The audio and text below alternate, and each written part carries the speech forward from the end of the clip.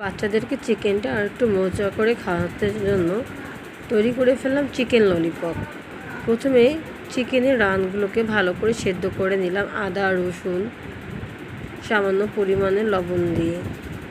তার মধ্যে একটু হলুদ বাটা আর মরিচের গুঁড়ো দিয়ে দিলাম।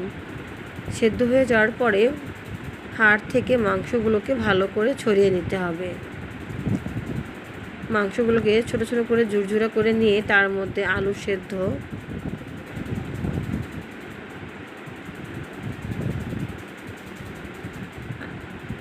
সেদ্ধ করা হয়ে গেলে তার মধ্যে আলু সেদ্ধ দিয়ে ভালো করে মাংসের সাথে মিক্স করতে হবে। তার মধ্যে কর্নফ্লাওয়ার, বেকিং পাউডার,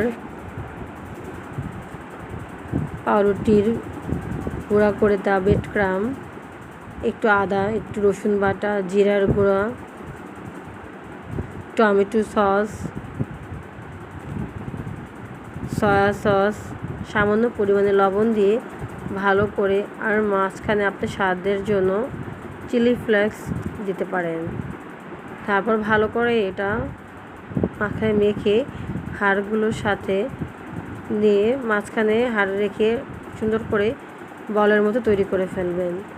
তারপর অন্য একটা পাত্রে ডিম গুলে নিতে হবে আর ব্রেড ক্রামও নিয়ে নিতে হবে। তা প্রথমে ডিমের মধ্যে চুবিয়ে ব্রেড ক্রামের মধ্যে গড়িয়ে তৈরি হয়ে গেল চিকেন ললিপপ।